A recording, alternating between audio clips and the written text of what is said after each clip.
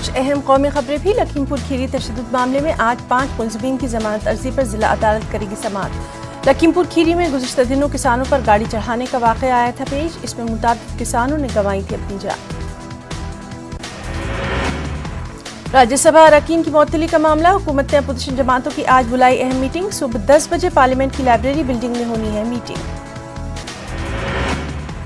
رائے بریلی میں بولی پرینکا گاندھی، خواتین کے لیے علیحدہ مینیفیسٹو جاری کرنے سے سبھی پارٹیوں کو ستا رہا ہے ہار کا خوف، کہا یوگی حکومت نے خواتین کو کیا نظر انداز۔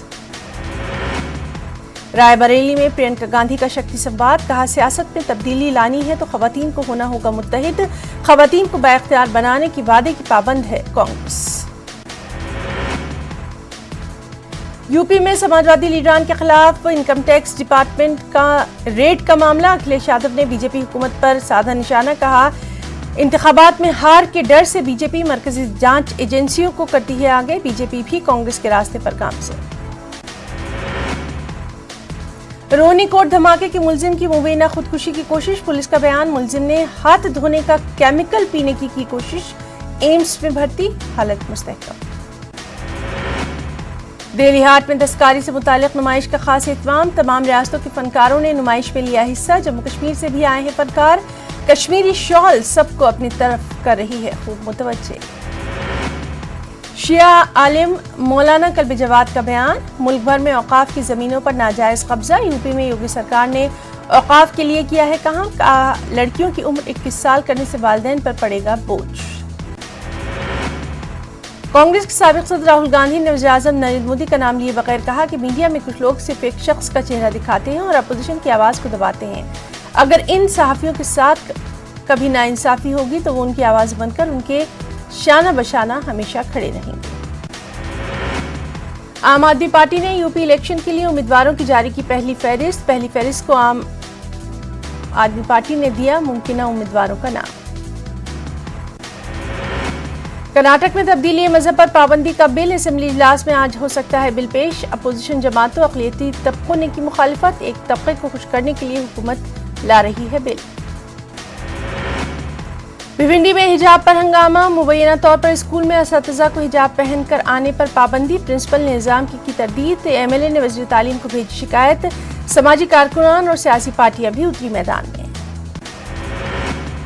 اکولہ میں منعقد ایک پروگرام میں مسلم مجلس مشاورت نے مسلمانوں کے خلاف ہونے والے مظالم پر کیا افسوس کا اظہار، ریاستی صدر مجتبیٰ فاروق نے اقلیتوں کے حقوق کو تحفظ فراہم کرنے کی کوششیں کرنے پر دیا زور، انہوں نے مرکزی حکومت پر اقلیتوں بالخصوص مسلمانوں کے ساتھ ناانصافی اور لاپرواہی برتنے کا لگایا الزام۔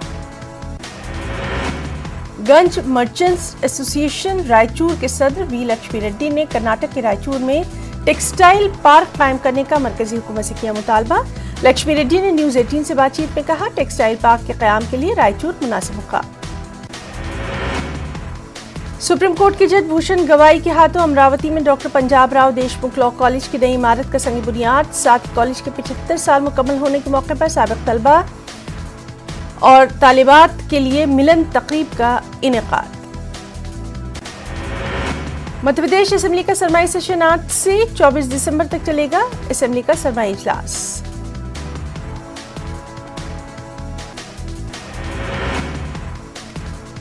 بھوپال پری بازار میں زبان و ادب کے پروگرام بھی جاری، پری بازار میں نفیسہ سلطانہ انا کی کتاب عکس خیال کا ممتاز ادیب رشید انجم اور ڈاکٹر محمد اعظم کے ہاتھوں اجرا، عکس خیال نفیسہ سلطانہ انا کے افسانوں کا مجموعہ، یہ افسانہ نفیسہ انا نے کورونا قہر میں خواتین کو مسائل کو سامنے رکھ کر لکھا ہے۔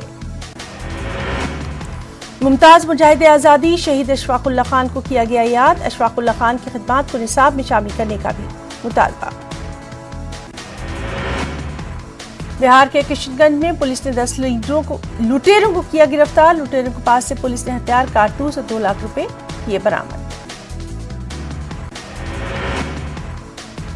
Delhi M C D election میں جے ڈی یو لے گی حصہ، دہلی کے متعدد علاقوں پر جے ڈی یو کی ہے نظر، بڑے لیڈران جے ڈی یو میں ہو رہے ہیں شامل۔ بنگلورو کی درگاہ حیدر صفدر علی شاہ قادری میں روحانی محفل کا انعقاد، غوث اعظم دستگیر رحمۃ اللہ علیہ اور اتر پردیش کے حضرت سید شاہ بدیع الدین زندہ شاہ مدار کی یاد میں تقریب، اس موقع پر والدین کو دیا گیا پیغام کہ وہ بچوں کی اخلاقی تربیت کی جانب دے خصوصی توجہ۔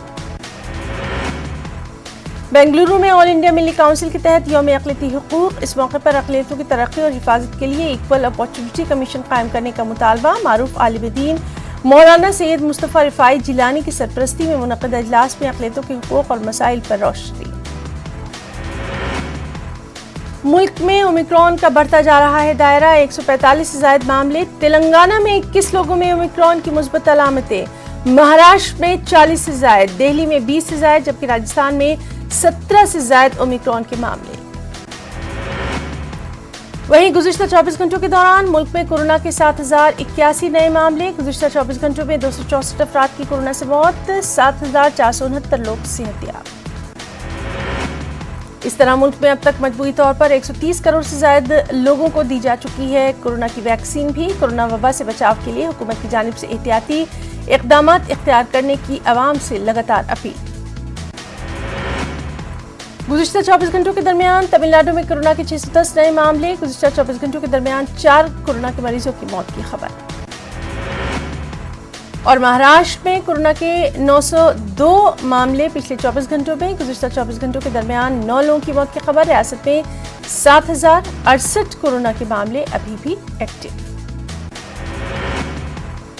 اور دہلی سردی کی لپیٹ میں، درجہ حرارت میں آ رہی ہے لگاتار کمی۔ دہلی میں ٹیمپریچر 4.6 کیا گیا ریکارڈ، جو کہ اس موسم کا سب سے کم درجہ حرارت۔ محکمہ موسمیات کے مطابق دہلی میں اگلے چند دنوں میں کم سے کم درجہ حرارت میں مزید کمی آئے گی۔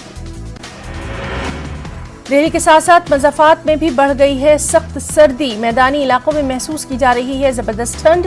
لوگ سردی سے بچنے کے لیے الاو کا کر رہے ہیں استعمال۔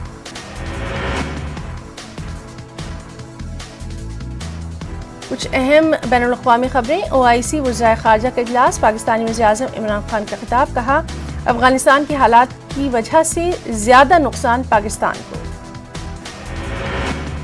کرغزستان کی ہندوستان وسط ایشیا ڈائیلاگ میں شرکت، کرغز وزیر خارجہ رسلان قزاق بایوف نے دہلی کی جامع مسجد کا کیا دورہ۔ امریکہ نے بنگلہ دیش کو کورونا کی ٹیکہ کاری کے لیے فائزر کے مزید 1.78 کروڑ ٹیکے کی عطیہ۔ اس کھیپ کی فراہمی کے ساتھ امریکہ نے اب تک بنگلہ دیش کو 18 کروڑ 50 لاکھ خوراکیں عطیہ کی ہیں۔ نئے ٹیکے کی فراہمی سے بنگلہ دیش کی حکومت کو 12 سال اور اس سے زیادہ عمر کے نوجوانوں کی ٹیکہ کاری بڑھانے میں مدد ملے گی۔ اومیکرون کے وسیع ہوتے دائرے پر عالمی صحت ادارے WHO کا اظہار تشویش۔ 89 ممالک میں اومیکرون کی نشاندہی۔ WHO کا کہنا اومیکرون ڈیلٹا سے زیادہ تیزی سے پھیلتا ہے۔ کورونا وبا کے دوران باہمی امداد و نثار کا جذبہ مستحکم ہوا ہے۔ ملک اس وبا سے متحد ہو کر مقابلہ کر رہا ہے۔ ٹیکہ کاری کے اعلان کے بعد ہم بہتر تعاون کریں جس سے ہم کورونا کو مات دینے کی جانب قدم بڑھا سکیں۔ نیٹ ورک 18 اس مہم میں ہر قدم پر آپ کے ساتھ رہے گا۔ جب تک سبھی محفوظ نہیں تب تک کوئی محفوظ نہیں ہوگا۔ اس سوچ کی بنیاد پر ہماری مہم سنجیونی کا مقصد یہ یقینی بنانا ہے کہ ویکسین پانا سبھی ہندوستانیوں کا حق ہے۔